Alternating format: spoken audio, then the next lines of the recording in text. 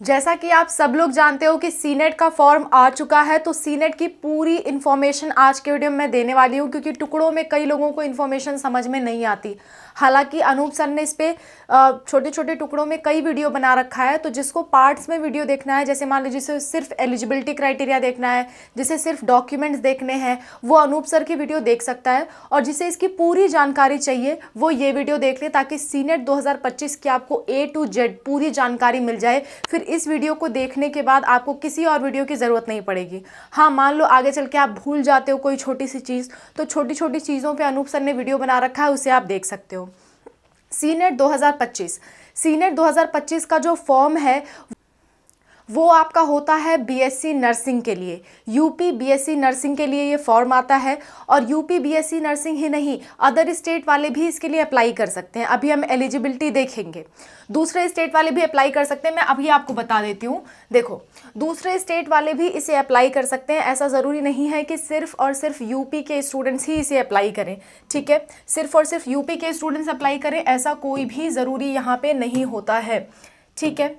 अच्छा, तो भाई इसे कौन कौन अप्लाई कर सकता है? देखो, अप्लाई की बात करूं, अप्लाई से कौन कौन कर सकता है। अप्लाई की बात करें तो अगर कोई यूपी का स्टूडेंट है, मतलब यूपी का वो डोमिसाइल भी है उसके पास, यूपी से उसने पढ़ाई की है, तो वो तो एलिजिबल है ही। किसके लिए? गवर्नमेंट कॉलेज के लिए। गवर्नमेंट कॉलेज प्लस प्राइवेट, उसका जिस हिसाब का मार्क्स आएगा उस हिसाब से उसको एडमिशन मिलेगा। इस ध्यान से समझ लो इस चीज़ को। अगर कोई यूपी का तो है, यूपी डोमिसाइल है, लेकिन वो 10th और 12th कहीं और से किया है, 10th या 12th या फिर दोनों कहीं और से किया है, अदर स्टेट से, अदर स्टेट, तो भी वो एलिजिबल है गवर्नमेंट एंड प्राइवेट दोनों के लिए, ठीक है। तो भी वो एलिजिबल है गवर्नमेंट प्लस प्राइवेट के लिए। अच्छा, अगर कोई ऐसा स्टूडेंट है जो यूपी डोमिसाइल नहीं है, मतलब यूपी का निवासी नहीं है, यूपी का निवासी नहीं है, लेकिन उसने 10th और 12th किससे की है? यूपी से की है, यूपी स्टेट से की है, तो ऐसा स्टूडेंट भी एलिजिबल है गवर्नमेंट और प्राइवेट के लिए। बात समझ में आ रही है? चाहे आप यूपी के पूरी तरह से हो, यानी कि यूपी के निवासी भी हो और यूपी से आपने 10th 12th किया है, तो भी आप गवर्नमेंट प्राइवेट के लिए एलिजिबल हो। अगर आप यूपी के हो लेकिन 10th 12th या दोनों में से एक कहीं और से किया है, तो भी आप एलिजिबल हो गवर्नमेंट और प्राइवेट के लिए। अगर आप यूपी के डोमिसाइल नहीं हो, खाली 10th 12th आपने यूपी से किया, तो भी आप एलिजिबल हो इस एग्ज़ाम में गवर्नमेंट कॉलेज पाने के लिए। और बहुत अच्छे अच्छे गवर्नमेंट कॉलेज में आते हैं, ठीक है। मैं अभी आपको कॉलेज भी गिनवाऊंगी। तो भाई कौन नहीं एलिजिबल है? अदर स्टेट का कोई स्टूडेंट है, अदर स्टेट, और उसने 10th और 12th मतलब यूपी से नहीं किया और वो स्टेट भी उसका अलग है, तो ऐसे लोग सिर्फ प्राइवेट कॉलेज के लिए एलिजिबल हैं।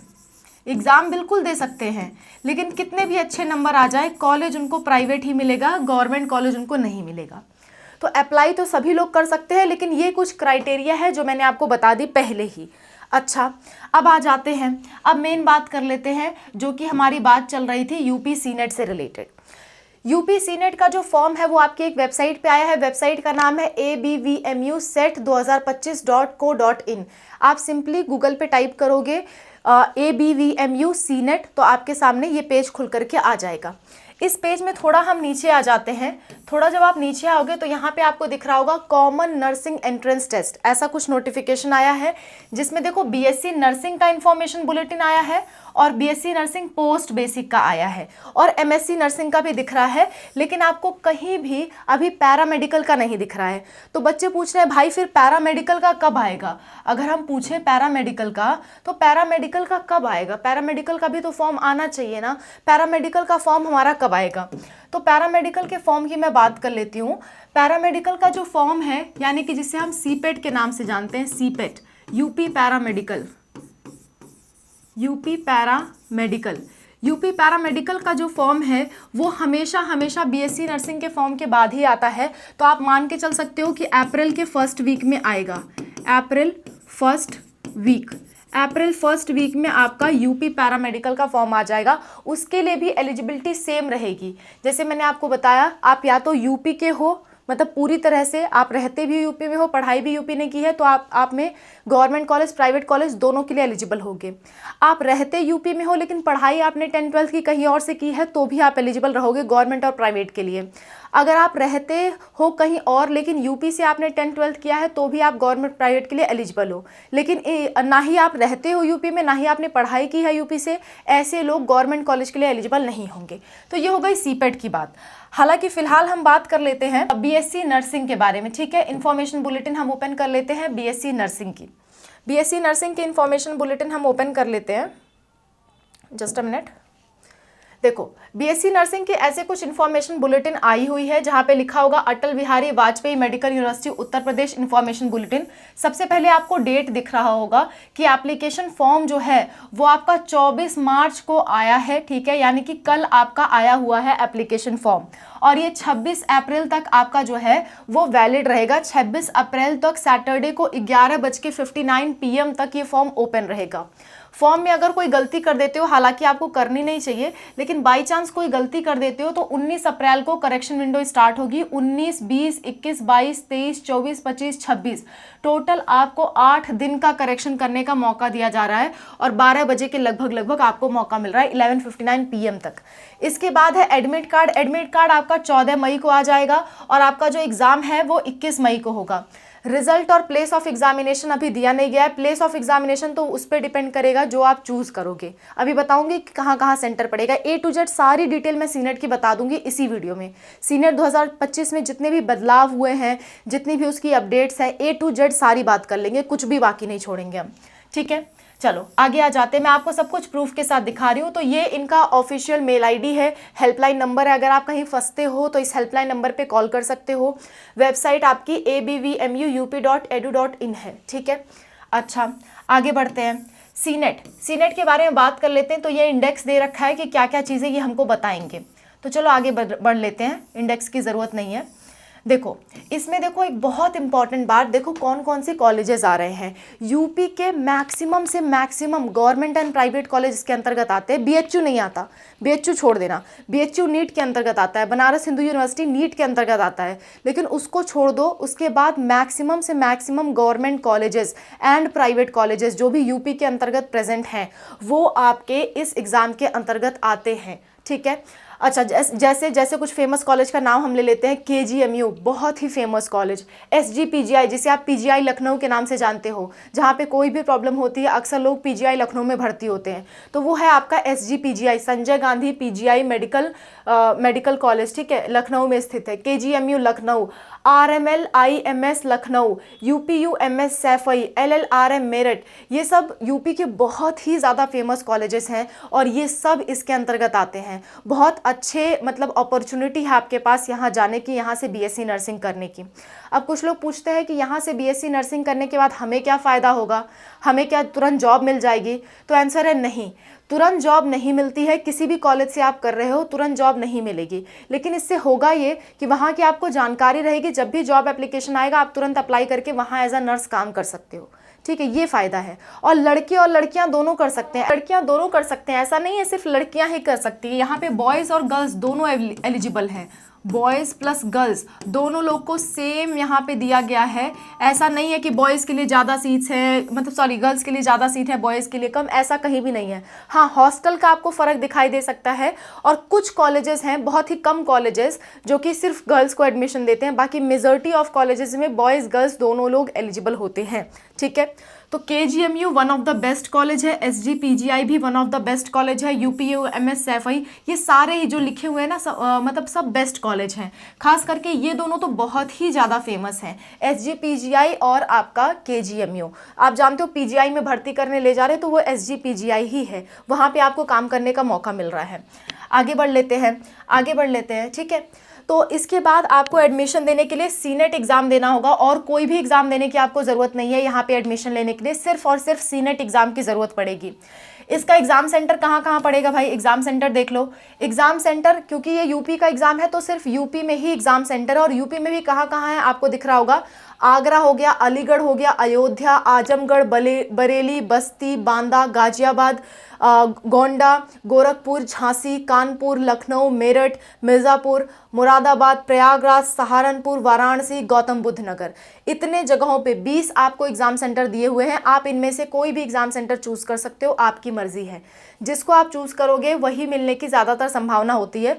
टोटल 3 ऑप्शन आपसे सेलेक्ट कराए जाएंगे, पहला नहीं मिला तो दूसरा मिलेगा, दूसरा नहीं तो तीसरा मिलेगा। तो आपको जो भी सिटी पसंद है वो आप चूज़ कर सकते हो। जैसे मान लो अगर मैं गोरखपुर में रहती हूँ, ठीक है, तो गोरखपुर से नज़दीक पहला प्रायोरिटी तो मैं गोरखपुर को दूंगी, लेकिन फिर दूसरा प्रायोरिटी देना पड़ेगा तो गोरखपुर के बाद लखनऊ मेरे नज़दीक पड़ता है, तो फिर मैं लखनऊ को प्रायोरिटी दूंगी, लखनऊ को। उसके बाद मैं कानपुर को प्रायोरिटी दूंगी। तो इस अनुसार आप चूज़ कर सकते हो कि कौन सा आपको सबसे नज़दीक पड़ता है, कहाँ आप कंफर्टेबल हो, उसको पहले चुन लो। आगे बढ़ते हैं। इसके बाद देखो लिखा हुआ है एप्लीकेशन शुड भी ऑनलाइन, सिर्फ ऑनलाइन ही एप्लीकेशन फिल करना है और किसी तरह से नहीं करना है, ठीक है।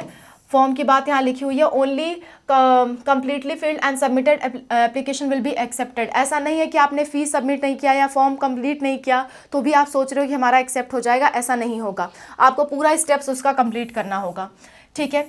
एग्जामिनेशन फीस की बात कर लेते हैं। अनरिजर्व यानी कि जो जनरल वाले हैं, जनरल EWS हो या फिर नॉर्मल जनरल हो या OBC हो, उनको 3000 रुपये पे करना है, और जो SC ST है और PWD हैं उनको 2000 रुपये पे करना है। फॉर्म की फ़ीस काफ़ी ज़्यादा है मैं जानती हूँ, पर जो है सो है, हम क्या कर सकते हैं, ठीक है।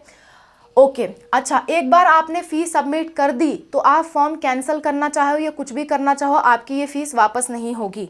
क्लियर है। एज की बात कर लेते हैं, तो यहाँ पे एलिजिबिलिटी क्राइटेरिया में एज की बात कर ले तो कम से कम आपका 17 साल होना चाहिए 31 दिसंबर 2025 से पहले। जैसे मान लो किसी का अगस्त में, सितंबर में, अक्टूबर में 17 साल पूरा हो रहा है, वो सब लोग एलिजिबल हैं। 31 दिसंबर 2025 के पहले अगर आपका जो 17 साल है वो पूरा हो जाता है तो आप एलिजिबल हो, ठीक है। अपर एज लिमिट कुछ नहीं है, आप 30 साल, 40 साल, 50 साल के हो, आप दे सकते हो, कोई प्रॉब्लम वाली बात नहीं है। इसके बाद है minimum qualification for INC regulation के बारे में बात करें तो जिसने 12th पास आउट किया है, देखो ध्यान से देखो यहाँ पे, जिन्होंने भी 12th पास आउट किया है या फिर अभी 12th में पढ़ रहे हैं, 12th में क्या कर रहे हैं, पढ़ रहे हैं, ठीक है। जस्ट अ मिनट, ठीक है, इसको इग्नोर कर दो। 12th में पढ़ रहे हैं और उनका कम से कम 45% मार्क्स है, किसमें फिजिक्स, केमिस्ट्री, बायोलॉजी में मिला करके 45% मार्क्स होना ज़रूरी है आपका। ये इंपॉर्टेंट पॉइंट नोट करो।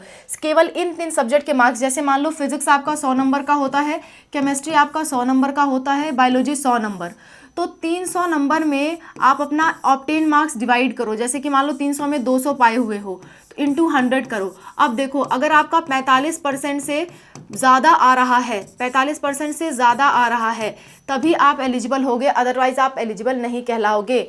ये तीनों के मार्क्स जोड़ोगे, ऊपर अपना मार्क्स लिखोगे जितना मार्क्स आपको मिला है। ये तो मैंने रैंडम लिख लिया, 200 हो सकता है आपको कुछ और मार्क्स मिला हो, तो वो आपको ऊपर लिखना है, फिर आपको कैलकुलेट कर लेना है अपने मार्क्स के हिसाब से। जो बच्चे अभी 12th दे रहे हैं उनका मार्कशीट नहीं आया, वो सोचेंगे हम कैसे कर लें, तो ये आपके चांस की बात है। अगर आपके 12th में अभी आपने फॉर्म भर दिया, फॉर्म भर के आपने एग्ज़ाम दे दिया, 12th में 45% से ऊपर आए तब तो काउंसलिंग करा के एडमिशन ले पाओगे, लेकिन अगर नीचे आ जाए तो भले ही एग्ज़ाम आपका बहुत अच्छा गया हो ये वाला, उससे कोई मतलब नहीं है, आपको काउंसलिंग से बाहर कर दिया जाएगा, ठीक है। सो ये सारी बातें हैं।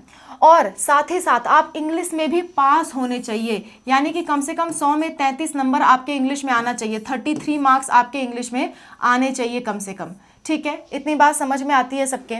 नेक्स्ट, अगर आप SC ST OBC हो तो कुछ छूट दिया गया है। SC ST OBC वालों के लिए अगर मैं बताऊं तो SC ST OBC वालों को कहा गया है कि अगर आप लोग 40% तक भी ला देते हो PCB में, फिजिक्स, केमिस्ट्री, बायोलॉजी में, तो भी आपको माना जाएगा, तो भी आपके लिए कोई प्रॉब्लम नहीं है, लेकिन इंग्लिश में पास होना ज़रूरी है सबका, ठीक है। अच्छा, अगर कोई NIOS यानी कि ओपन स्कूल से पढ़ रखा है तो वो भी एलिजिबल है। अगर कोई कलर ब्लाइंड है या उसे चश्मा लगा हुआ है या उसे लेंस या चश्मा लगा हुआ है तो वो लोग भी एलिजिबल है यहाँ पे, ठीक है। बात समझ में आती है। इसके बाद आगे बात कर लेते हैं, नीचे आ जाते हैं हम। ओ माय गॉड, सॉरी,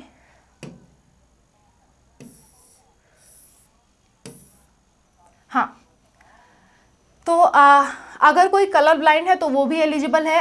अगर आप शादीशुदा हो, मैरिड हो, तो भी आप क्या हो, तो भी आप एलिजिबल हो। अगर कोई शादीशुदा है, मैरिड है, तो उस केस में भी वो एलिजिबल है, चाहे वो बॉय हो या गर्ल हो, बॉय गर्ल दोनों लोग के लिए ये बात लिखी हुई है। चाहे आप लड़का हो या लड़की हो, शादीशुदा हो या बिना शादी के हो, आप लोग एलिजिबल हो। और सबको एक medical certificate, medically fit certificate बनवाना होगा जब आपका काउंसलिंग होगा। और किससे बनवाना होगा?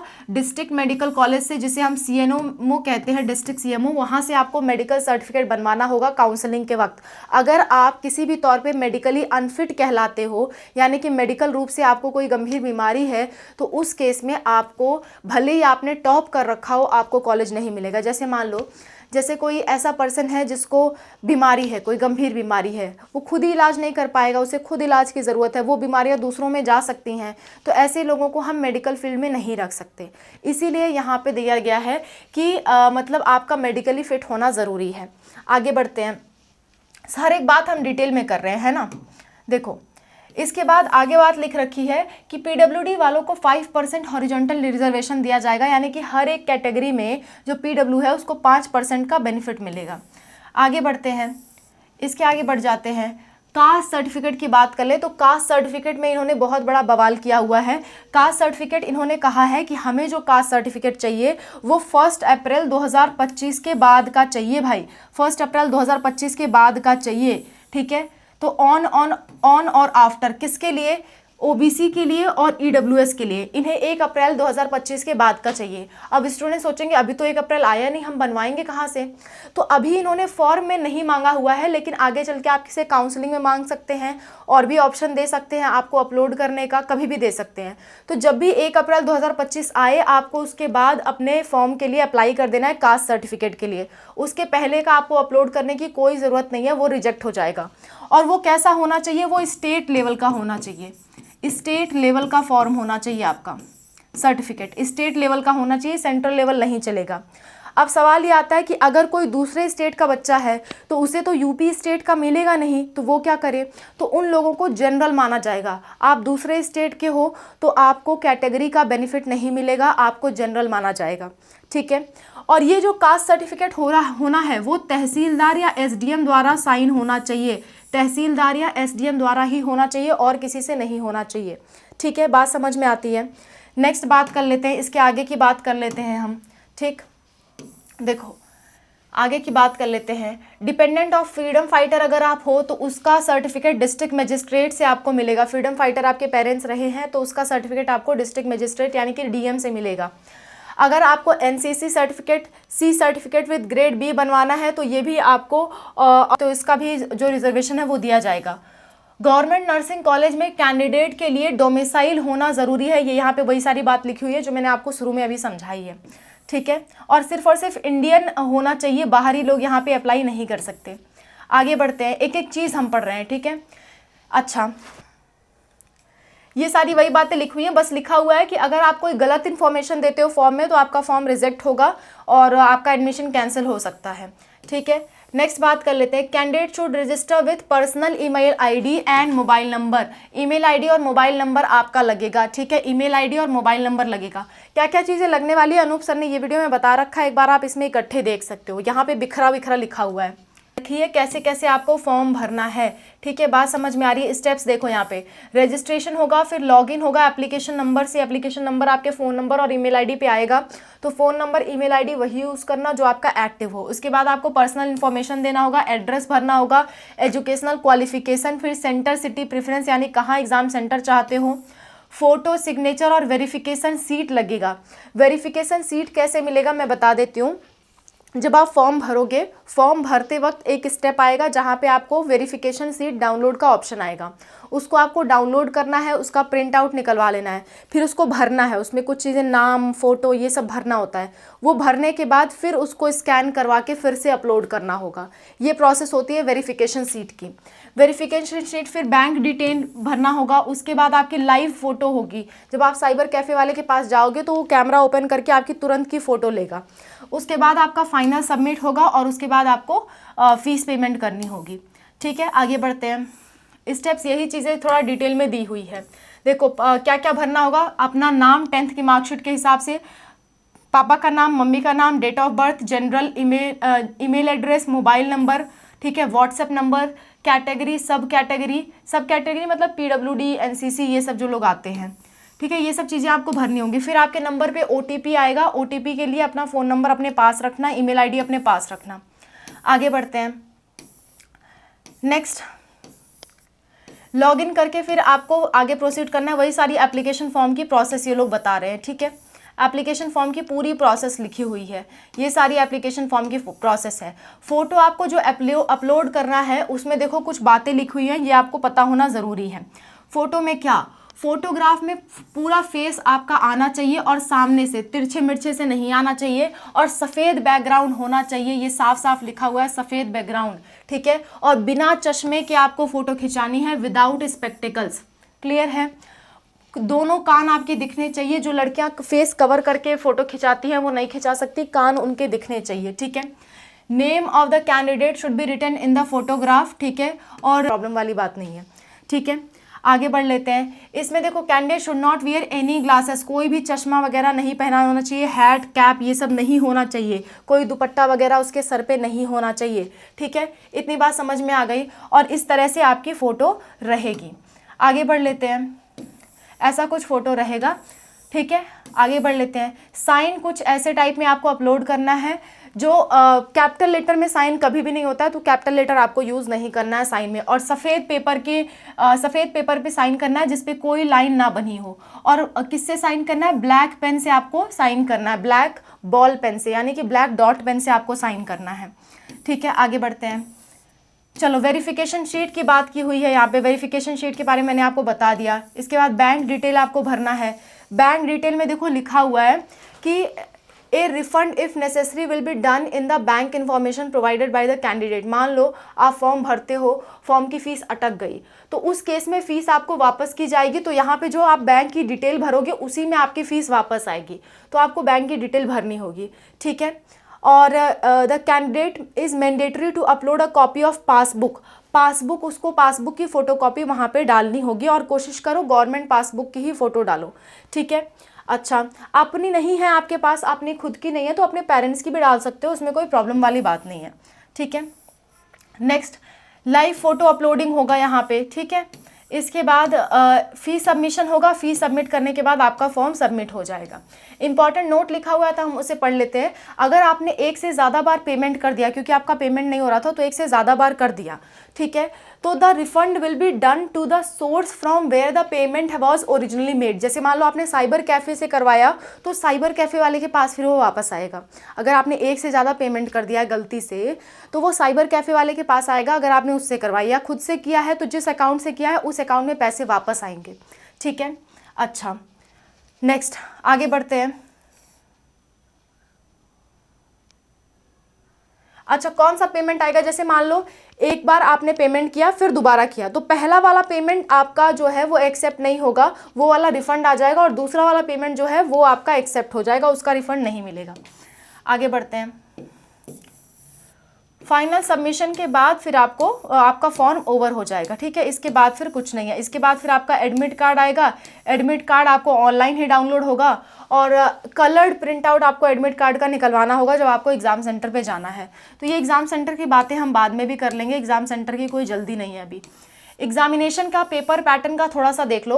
पेपर पैटर्न चेंज हुआ है तो आपके लिए जानना ज़रूरी हो जाता है। 21 मई को आपका एग्ज़ाम होने वाला है। पहले ये एग्ज़ाम होता था 3 घंटे 20 मिनट का, पहले इतना होता था, लेकिन अब ये हटा दिया गया है। अब 2 घंटे 20 मिनट का आपका एग्ज़ाम हो रहा है। अब 2 घंटे 20 मिनट का एग्ज़ाम हो रहा है, यानी कि 140 मिनट। कब से कब तक? 11 बजे से, सुबह 11 बजे से 1:20 तक आपका एग्ज़ाम होगा। किसको? 21 मई को होगा, ठीक है। आपका एग्ज़ाम जो है MCQ होगा, बाई लैंग्वेज, यानी कि हिंदी और इंग्लिश दोनों में पेपर आएगा। आपको कुछ भी सेलेक्ट करने की ज़रूरत नहीं है, एक ही पेपर में हिंदी में भी लिखा होगा, इंग्लिश में भी लिखा होगा, क्योंकि ये पेपर आपका ऑफलाइन होगा, OMR शीट पे होगा। तो जो भी ऑफलाइन पेपर होते हैं उसमें हिंदी इंग्लिश दोनों दिया होता है, इसमें तो दिया ही है, ठीक है। इसके बाद क्वेश्चन आपके 120 आएंगे और मार्क्स भी आपके 120 होंगे, 120 मार्क्स, क्योंकि एक क्वेश्चन 1 मार्क का है और कोई भी नेगेटिव मार्किंग नहीं है। ये बहुत अच्छी बात है, तो आप तुक्का मार के भी आ सकते हो, कोई क्वेश्चन छोड़ने की ज़रूरत नहीं है, ठीक है। नेक्स्ट बात कर लेते हैं, आगे की बात कर लेते हैं। Just a minute.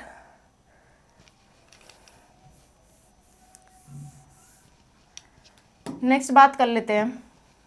देखो, इसमें आपका जो नर्सिंग एप्टीट्यूड है उसका 20% सिलेबस आएगा, और फिजिक्स का 20%, केमिस्ट्री 20%, बायोलॉजी 20%, इंग्लिश 20%, और लिखा हुआ है ऑफ इंटरमीडिएट क्लास 12th। लेकिन यहाँ से कंफ्यूज मत होना, पिछली बार भी उन्होंने ऐसा लिखा था और इसका मतलब उन्होंने ये निकाला था, यानी कि 12th तक का सिलेबस आएगा। इन्होंने ऐसा कहा, हालांकि साफ साफ इन्हें लिख देना चाहिए कि 11 + 12 दोनों आ रहा है, लेकिन ये लोग उलझाते रहते हैं, पता नहीं क्यों इन्फॉर्मेशन बुलेटिन वाले सोच समझ के नहीं बनाते, उलझाते रहते हैं। लिखा हुआ है of intermediate standard class 12th, जबकि लिखा ये होना चाहिए कि 11th एंड 12th, लेकिन ये 11th 12th दोनों का पूछेंगे, ये गारंटी है। इनका इतिहास उठा के देख लो, 11th 12th दोनों का पूछ रहे हैं, और अलग से कोई नोटिस नहीं है कि सिर्फ 12th का आएगा। सो 11th और 12th दोनों की हम लोग तैयारी करेंगे। मैं खुद आपको तैयारी करा रही हूँ, ठीक है। आपकी क्लासेस स्टार्ट हो रही हैं, आप मेरे साथ तैयारी कर सकते हो। अभी हम नीट की ले रहे हैं, उसके बाद हम नर्सिंग की भी स्टार्ट कर रहे हैं। मोस्ट प्रोबेबली आज शाम से या कल सुबह से आपको क्लासेस मिलनी स्टार्ट हो जाएंगी, ठीक है। और आपको जब आप एग्ज़ाम दोगे तो इतना परसेंटाइल आना ज़रूरी है, अदरवाइज़ आप काउंसलिंग में नहीं जा पाओगे, अदरवाइज़ काउंसलिंग नहीं करा पाओगे, ना ही गवर्नमेंट कॉलेज में ना ही प्राइवेट कॉलेज में। अदरवाइज़ काउंसलिंग नहीं करा पाओगे, ना ही गवर्नमेंट कॉलेज में ना ही प्राइवेट कॉलेज में। बात समझ में आ रही है आपको? तो ये सारी कुछ बातें हैं। जब आपको एग्ज़ाम सेंटर पे, वैसे तो 11 बजे पेपर स्टार्ट हो रहा है, पर 9 बजे आपको कहा गया है कि 9 बजे से रिपोर्टिंग स्टार्ट हो जाएगी, तो 2 घंटे पहले से ही, और बायोमेट्रिक होगा, उसके बाद आपकी एंट्री होगी, और 10-15 के बाद किसी की भी एंट्री अलाउ नहीं होगी। कोई भी कैंडिडेट बीच में एग्ज़ाम हॉल छोड़ के नहीं जा सकता। OMR शीट आपको वहीं मिलेगा, ठीक है। और बहुत सारी चीज़ें हैं जो आपको नहीं लेके जाना है, जैसे पेन, पैड, कैलकुलेटर, ये सब कुछ भी लेके आपको नहीं जाना है, ठीक है। ब्लूटूथ, मोबाइल फ़ोन, ये सब कुछ भी आपको लेकर के नहीं जाना है। उस पर मैं वीडियो बनाऊंगी जब एग्ज़ाम आएगा। अभी इसके बारे में जानने की ज़रूरत नहीं है, एग्ज़ाम आने पे इस पर वीडियो बनेगा। सो यही सारी बातें हैं, इसके अलावा और कुछ बातें इंपॉर्टेंट नहीं दिख रही है। मैंने आपको सब कुछ बता दिया है, ठीक है। चलो, मैंने आपको सब कुछ बता दिया, यहाँ ख़त्म होता है। यहाँ पे रिज़ल्ट से रिलेटेड बातें लिखी हुई हैं, एक बार लास्ट तक हम देख लेते हैं। ये सब रिजल्ट से रिलेटेड बातें हैं। चलो, यहाँ पे ख़त्म होता है, यानी कि मैंने आपको पूरा बता दिया सीनेट एग्ज़ाम के बारे में, कुछ भी नहीं छोड़ा, A to Z सब कुछ मैंने आपको बता दिया सीनेट एंट्रेंस एग्ज़ाम के बारे में, जो कि BSc नर्सिंग का एग्ज़ाम है, यूपी के स्टूडेंट्स के लिए स्पेशली। तो आज के लिए बस इतना ही। और भी आपको कोई डिटेल इन्फॉर्मेशन चाहिए, किसी भी चीज़ से रिलेटेड कमेंट में मेंशन करो। मैं और अनूप सर आपकी हेल्प के लिए हमेशा तैयार हैं। Thank you so much for watching the video, और हमारा स्पार्कअप स्टडी चैनल ज़रूर सब्सक्राइब कर लो ताकि आपके प्रिपरेशन अच्छे से हो सके। That's all, bye, take care.